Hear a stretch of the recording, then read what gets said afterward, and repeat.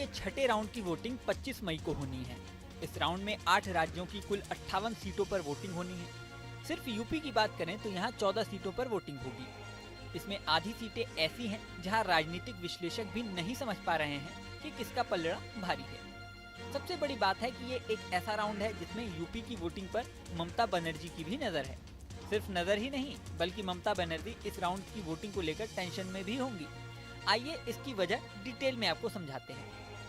उत्तर प्रदेश में जिन 14 सीटों पर 25 तारीख को वोटिंग होनी है, उन्हीं में से एक है भदोही लोकसभा सीट। भदोही लोकसभा सीट ऐसी सीट है जहां मुकाबला बीजेपी वर्सेस कांग्रेस नहीं है, बीजेपी वर्सेस सपा भी नहीं है, बल्कि बीजेपी वर्सेस टीएमसी है। जी हाँ, यहाँ ममता बनर्जी के कैंडिडेट ललितेश पति त्रिपाठी से बीजेपी के विनोद कुमार बिंद का मुकाबला है। भदोही लोकसभा सीट पर पिछले चुनाव में बीजेपी ने रमेश चंद्र बिंद को उतारा था और उनकी जीत हुई थी।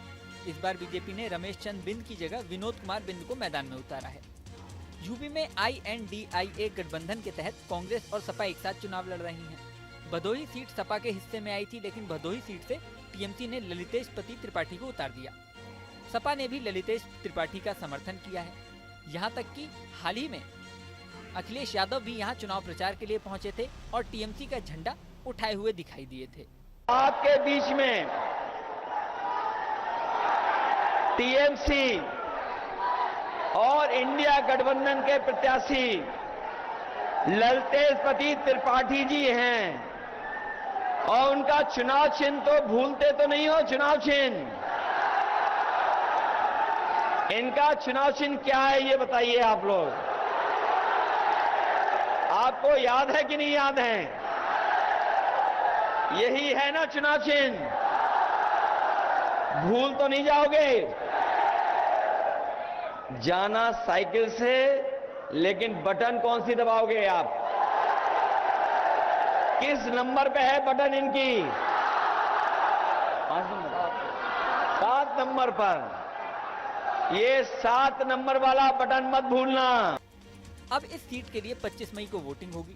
ललितेश त्रिपाठी उत्तर प्रदेश के ही पूर्व सीएम कमलापति त्रिपाठी के वंशज हैं। ललितेश पहले कांग्रेस में थे और प्रियंका गांधी के करीबी बताए जाते हैं, लेकिन बाद में टीएमसी में शामिल हो गए। भदोही सीट की बात करें तो ये सीट साल 2009 में ही अस्तित्व में आई थी। साल 2009 में यहाँ बीएसपी को जीत मिली थी। इसके बाद साल 2014 और साल 2019 दोनों बार बीजेपी के हिस्से में ये सीट आई। वहीं यूपी की अन्य सीटों की बात करें तो छठे राउंड में सुल्तानपुर, प्रतापगढ़, इलाहाबाद, फूलपुर, अंबेडकर नगर, श्रावस्ती, डुमरियागंज, बस्ती, संत कबीर नगर, लालगंज, जौनपुर, मछली शहर और आजमगढ़ में भी वोटिंग होनी है। बड़े कैंडिडेट्स की बात करें तो इन सीटों पर मेनका गांधी, जगदम्बिका पाल, दिनेश लाल यादव निरहुआ, कृपा शंकर सिंह की प्रतिष्ठा दांव पर लगी हुई है। इसी के साथ राजा भैया और धनंजय सिंह की हनक और रुतबे का भी टेस्ट इसी राउंड में होगा। इस राउंड में जौनपुर और मछली शहर में वोटिंग होगी, जो mafia turn politician Dhananjay Singh का इलाका माना जाता है। धनंजय सिंह की राजपूत वोटों में पैठ है ही, दूसरी जातियों के वोट भी उन्हें मिलते हैं। धनंजय सिंह बीजेपी के साथ हैं, ऐसे में जौनपुर और मछली शहर में अगर बीजेपी हारती है तो यही कहा जाएगा कि उनका जादू नहीं चला। जौनपुर सीट पर बीजेपी ने पूर्व मंत्री कृपा शंकर सिंह को उम्मीदवार बनाया है, जबकि समाजवादी पार्टी ने पूर्व मंत्री बाबू सिंह कुशवाहा को मैदान में उतारा है। मछली शहर से बीजेपी ने मौजूदा सांसद बीपी सरोज को फिर से टिकट दिया है। सपा ने 3 बार सांसद रहे तूफानी सरोज की 26 साल की बेटी प्रिया सरोज को मैदान में उतारा है। जाहिर है इस बार बीजेपी के लिए यहाँ चुनाव आसान नहीं होगा।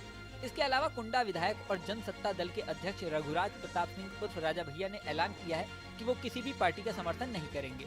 पर जिस तरह से उन्होंने उत्तर प्रदेश में एंटी इनकम्बेंसी की बात की और जिस तरह केंद्रीय मंत्री अनुप्रिया पटेल ने बयानबाजी की, उससे तो यही लग रहा है कि बीजेपी के खिलाफ वो बैटिंग कर रहे हैं। राजा भैया का कम से कम 4 सीटों प्रतापगढ़, श्रावस्ती, भदोही और इलाहाबाद में प्रभाव है। इन सीटों पर उनके एक इशारे पर कई हजार वोट प्रभावित हो जाते हैं।